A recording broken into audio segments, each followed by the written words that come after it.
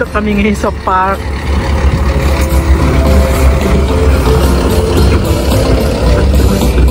Sasakay sana ako dito sa train na ito kaso gusto kong maglakad.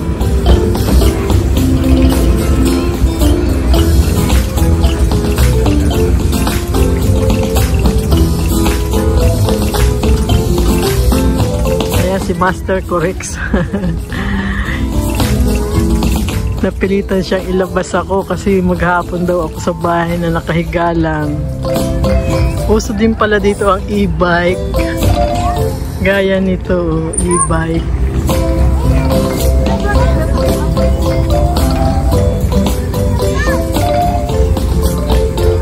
Everywhere na pala ito e-bike. 4 ang gulong.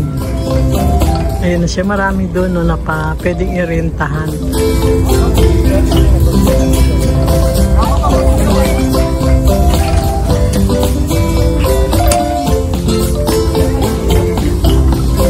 Ayan yung mga e-bike na nirerentahan dito. May ibang kulay. Ayan, bumalik na ulit yung train.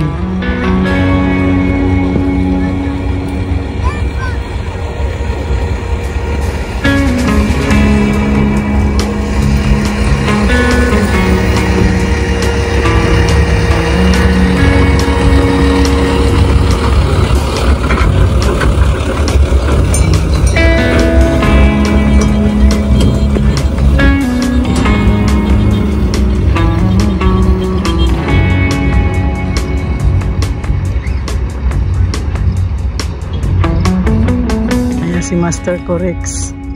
Meron siya nakatsikahan pala doon kabayan. Nanguhuli ng halaan. Hingi ka ng halaan? Hingi ka? Ah, kabayan pala. Pala ko ibang lahi. Kasi kaming nakita na nag-aalimasag. May flashlight siya. Pala namin ibang lahi kasi malaking tao. Yung pala ibang pala kababayan. Sabi nga kain sila na sabi ko ang galit sa inyo.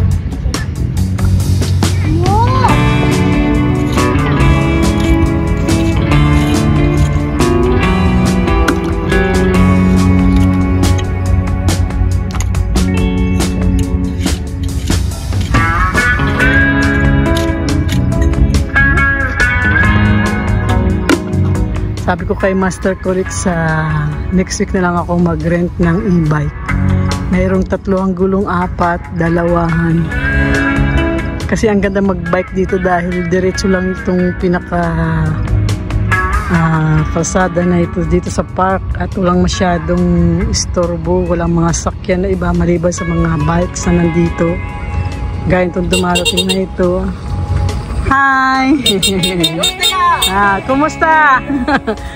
Siguro may katulong na Pilipina yun kasi marunong magsalita ng Tagalog. Tuwan-tuwa sila na binibidyo ko. Ang train, ayan, naghahanap siya ng pasahero.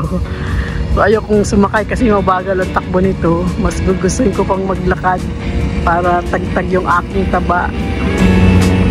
Nakasakay na rin ako sa ganito noon. Wala lang, leisure lang talaga.